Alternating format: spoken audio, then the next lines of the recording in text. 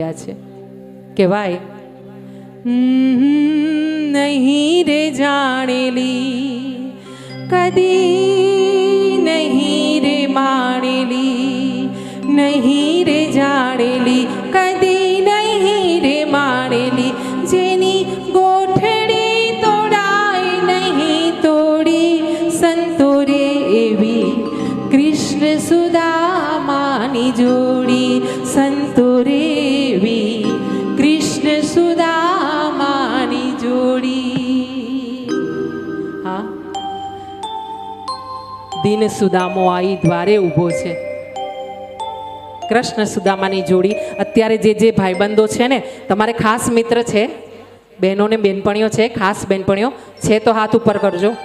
ખાસ બેનપણીઓ છે ને, અને ભાઈઓને ખાસ મિત્રો છે ને?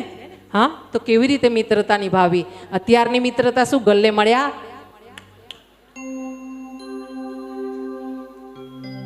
છૂટા પડી ગયા। હા, આને મિત્રતા ના કહેવાય। પેલો પાછો ન પીતો હોય સિગરેટ કે માવો ના ખાતો હોય ને તો કહેલા તું ભાભીથી ગભરાય છે, હા તારી ઘરવાળીથી ગભરાય છે એટલે સિગરેટ નથી પીતો, એટલે તું માવો નથી ખાતો। આમ પાછા એને હૂળ આપે અને એને માવો ખાતો કરે પોતાની સાથે। હા, આ મિત્રતા નહીં। મિત્રતા એ કે દૂધ ને પાણી જેવી, કે જ્યારે ચૂલા પર ચડે ને ત્યારે દૂધ એમ કે હું તારી સાથે, પાણી એમ કે હું તારી સાથે ભળ્યો ને દૂધ, તો મિત્ર તે મારું કિંમત વધારી દીધી। કોઈએ એવું ના કીધું કે આમાંથી પાણીની કિંમત નહીં આપીએ ને દૂધની કિંમત આપશું। હા, મિત્ર તે મારી કિંમત વધારી, એટલે આજે ચૂલા પર હું ચડું છું ને ત્યારે ચૂલા પર પહેલો હું બળી જઈશ, તને આંચ નહીં આવવા દઉં। मित्र ऐसा कीजिए ढाल सरीका होय, हाँ सुख में पीछे पड़ा रहे पर दुख में तो आगे होय।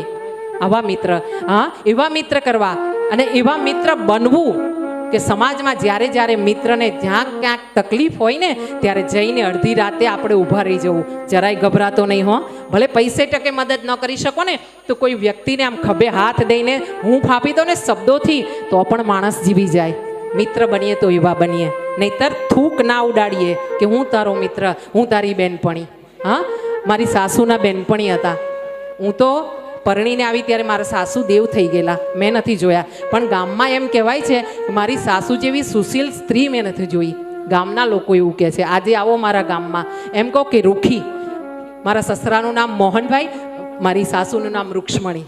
હા, અને બંને જણાને લડતા કોઈએ જોયા નહીં। અને પડોશમાં એની બેનપણી, અને એ કુસુમબેન નામની બેનપણી હતી મારી સાસુની, એને શાકની તકલીફ, રસોઈ માટે એને પૈસા ના મળે, એટલા ગરીબ, એના નાના નાના બાળકો, એટલે શું કરે મારી સાસુ, એમ કહેવાય છે કે રસોડાના બારણેથી પેલી કોઢ આવે ભેંસો બાંધવાની, એમાં એની બેનપણીને બોલાવી રાખે અને ત્યાંથી વાડકો ભરીને શાક રાંધી, પોતાનું શાક અડધું અને અડધું શાક એની બેનપણીનું, અને રોટલા એ પાછળના કોઢના દરવાજેથી આપી દે। આવી રીતે એણે છોકરા ભણાવ્યા, આજે એ છોકરાઓ ક્યાં ક્યાં મોટા થઈને આજે પણ મારી સાસુની જય જયકાર કરે છે। હા, બનીએ તો આવા વ્યક્તિ બનીએ કે કોઈનું દુઃખ સમજી શકીએ।